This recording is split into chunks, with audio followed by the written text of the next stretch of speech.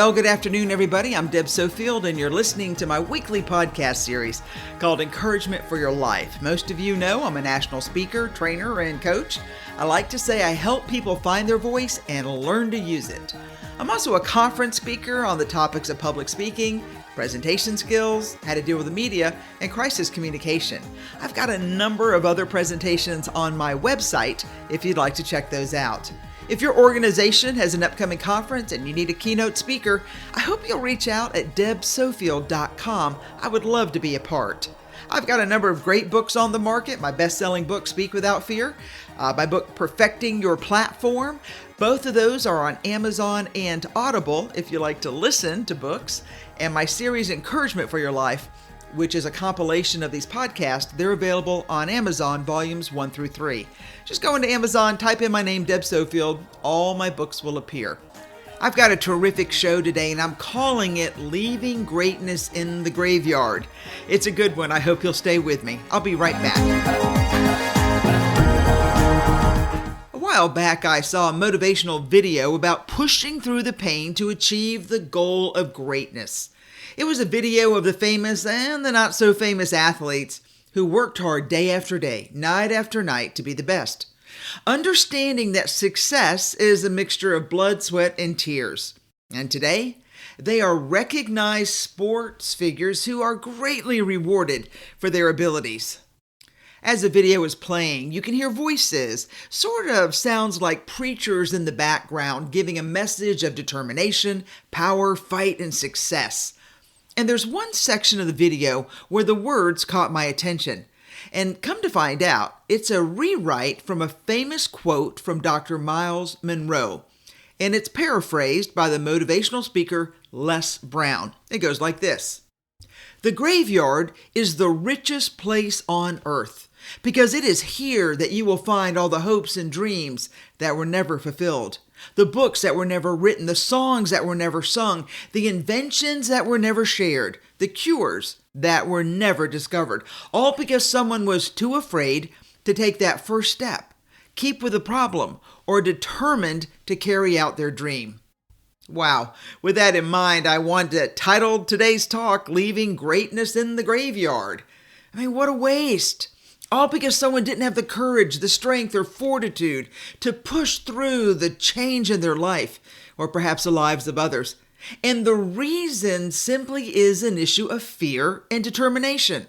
Fear of the unknown, fear of failure, or fear of success. If you can imagine such a thing, that is backward thinking. Or the determination to go forward through the pain, the anger, and the hurt or frustration. But friends, I see it every day. People who come to my seminars or for training who simply don't believe in their ability, or they've decided that being afraid is easier than pushing through, living in what Theodore Roosevelt called the gray twilight that knows neither victory nor defeat. I gotta tell you, nothing chips me off more than to deal with slacker people who choose the easy way because they can, because they're weak and proud of it in a weird sort of way. Or because they claim to have such an issue with their self-esteem, which is really an issue of overweening self-pride. And they choose not to succeed because of the work it would take. And goodness knows, why should they work when someone else will step up and do the job? Someone else who is hungry for success. Someone else who sees the flicker of light in the darkness. Someone else who dreams of hearing their name called in the roar of the crowd in approval. Those are my kind of people. The ones who know how to put shoulder to plow and move forward against all odds. I don't know many people who admire those who choose to hide behind fear instead of believing and working within their God-given ability.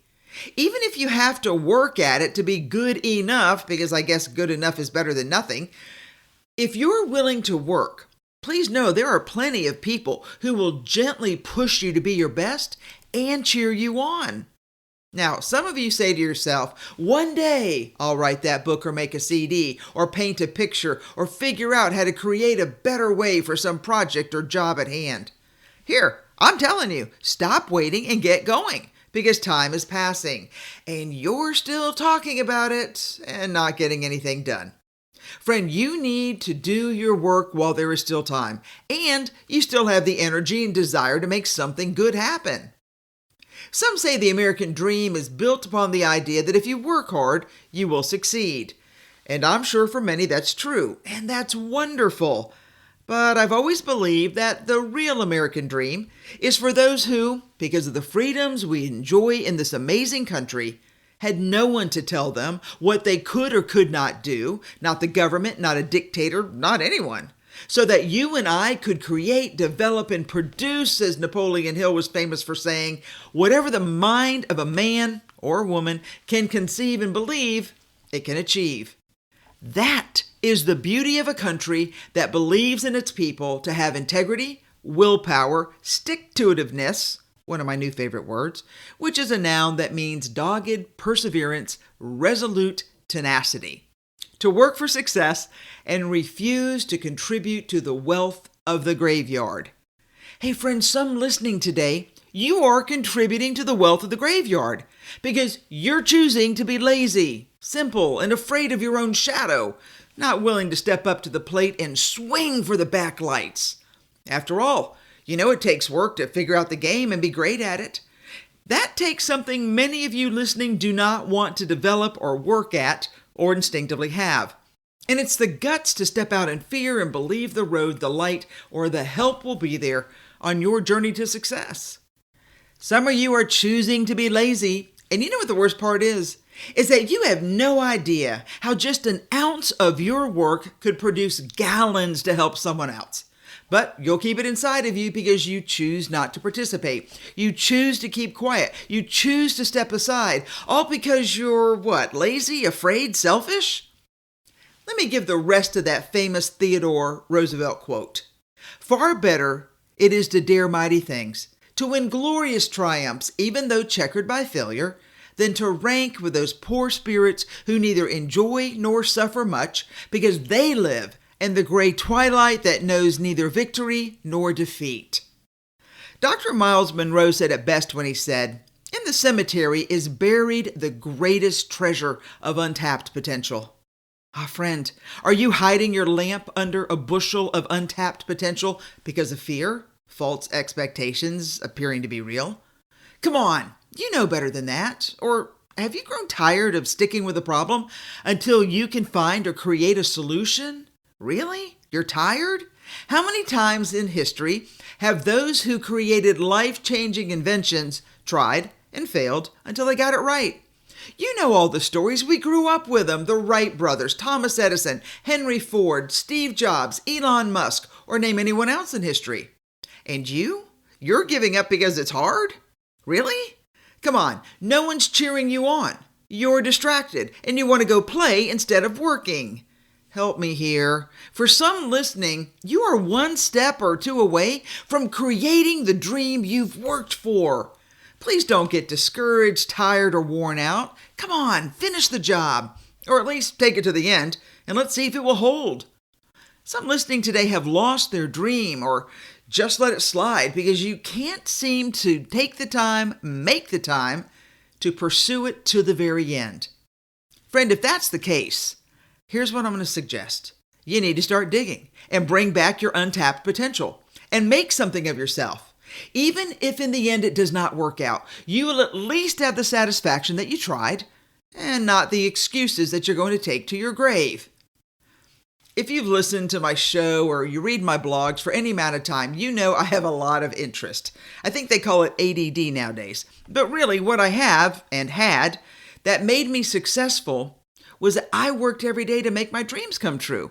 Whether it was with world travel or I wrote a book or two and then published, or because I created, produced, manufactured a product and sold it at market, or that I speak and train at some of the top schools in the nation.